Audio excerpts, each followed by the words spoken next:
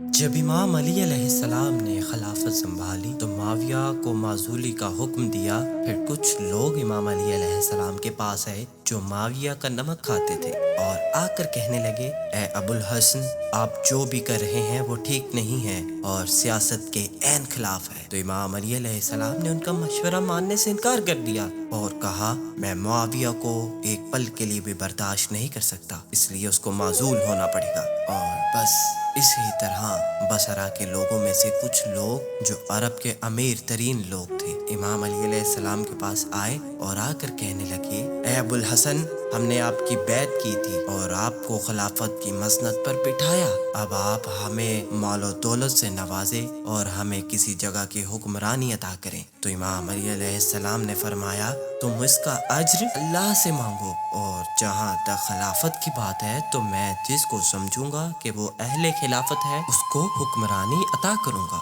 بس یہ سن کر انہوں نے چند دن کی حکمرانی اور چند روپیوں پیسوں کے لیے امام علی علیہ السلام کی بیعت کو توڑ دیا اور بنی امیہ سے جا ملے۔ تو امام علی علیہ السلام نے ان کے بارے میں خطبہ ارشاد فرمایا جو حق اور باطل کو واضح کرتا ہے۔ آپ نے فرمایا، ہمارے ذریعے تمہیں اندھیروں میں ہدایت ملی اور تم کہ جو ہر طرف پستیوں کا شکار تھے، ہماری وجہ سے اللہ نے تمہیں بلندیوں پر کھڑا کر دیا اور ہمارے سبب تمہاری اندھیری راتوں میں فجر طلوع ہوئی۔ بہرے ہیں وہ کان جو نصیحت کی صدا کو نہیں سنتے، اور جن کو قرآن اور رسول کی بات نہ سنائی تھی تو ان کو مجھ علی کی بات کس طرح سنائی دے گی بھلا۔ اور ان دلوں کو سکون اور قرار نصیب ہو کہ جن کے دل کی دھڑکنیں خوف خدا سے الگ نہیں ہوتی۔ میں خلافت کے پہلے دن سے اس انتظار میں تھا کہ تم لوگ غداری اور بے وفائی کرو گے،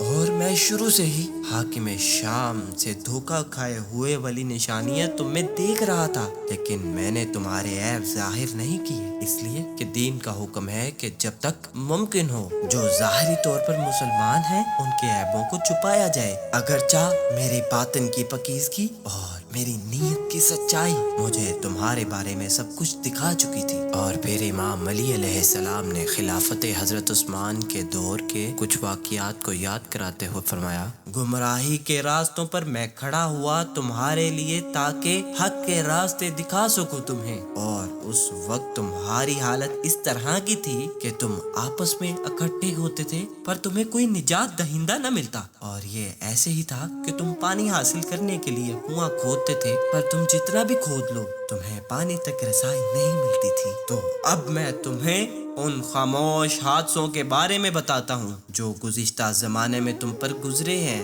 گویا وہ خود تمہیں بتا رہے ہیں کہ ہم نے تمہارے لیے کیا عبرتیں چھوڑی ہیں۔ جان لو، تم میں سے ہر وہ شخص جو میرا مخالف بنا ہوا ہے، جس راستے پر میں چلتا ہوں اور وہ میرے پیچھے رہ جاتا ہے، اس کی رائے حق سے اور حقیقت سے دور ہے اور گمراہی کی طرف ہے، اس لیے کہ میں علی وہ شخصیت ہوں کہ جس دن سے مجھے حق دکھایا گیا ہے اس دن سے میں نے اس پر شک نہیں کیا۔ اور جب موسیٰ کے سامنے جادو کی رسیاں پھینکی گئی تھیں تو ان کے دل میں اس بات کا خوف نہیں تھا کہ میں شکست کھا جاؤں گا، بلکہ وہ اس بات سے ڈرتے تھے کہ ان کی امت ان رسیوں کو جو سانپ نظر آ رہی تھی کہیں دیکھ کر گمراہ نہ ہو جائیں۔ اور مجھے بھی وہی خوف تم سے ہے کہ بنی امیہ تم پر جس طرح جادو کی رسیاں پھینک رہا ہے کہیں تم گمراہ نہ ہو جاؤ۔ آج وہ دن ہے کہ ہم اور تم حق اور باطل کے راستے پر کھڑے ہیں، کہ ایک راستہ حق کو جاتا ہے اور دوسرا باطل کو۔ اب دیکھنا یہ ہے کہ کون میرے ساتھ حق پر چلتا ہے اور کون باطل پر۔ جس کو